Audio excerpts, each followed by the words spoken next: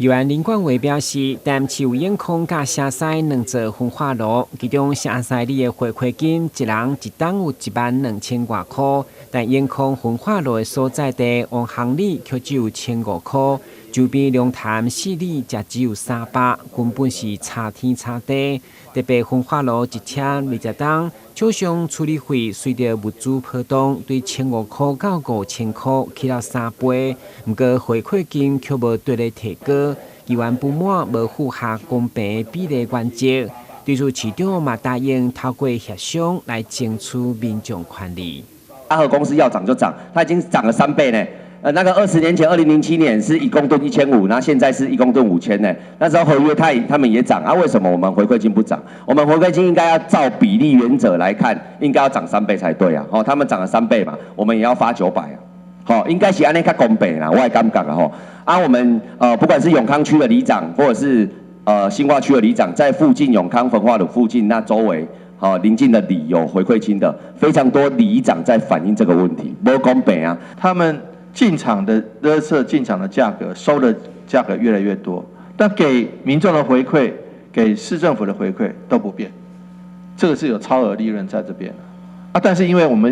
我不知道20年前是怎么样的原因去签的，先把那个回馈金固定下来，所以以20年前的300块。跟现在其实他们的利润已经很多倍了，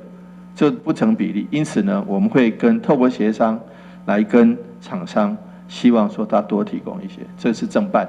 而且符合公平正义。另外，环保局每档都会提供100经费和眼眶区公所，大约3、4月全区各里拢会来喷药，避免病媒网滋生。不过，因为今年天高这大流行的冲击，议员林冠辉趁机会向市府申请，要求争取经费，伫每档8、9月搁喷第2摆，唔通互里长家己开钱增加负担，嘛达到天高这热区的环境清洁。1年2次刚刚好，因为我们很多里长都是喷完了以后，大概到7、8月、8、9月就非常多病媒蚊子，所以里长伊都家己自掏腰包，因为里面咧讲嘛，无法度嘛，伊都家己自掏腰包去叫外口的喷药的公司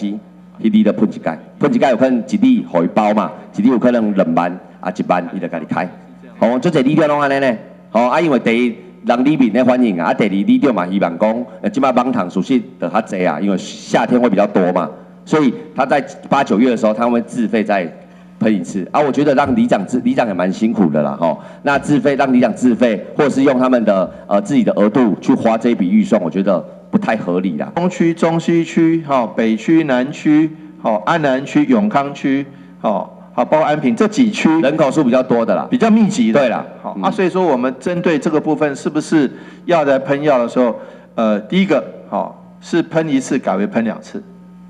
第二个这个喷药的经费、雇工的经费看是多少，我们出估一下，来跟里长看可不可以跟中央争取预算。对啦，对啊，对，喷2次啊，讲出我的心声，所以我想说，我们会跟中央大概先讲好，我们才来跟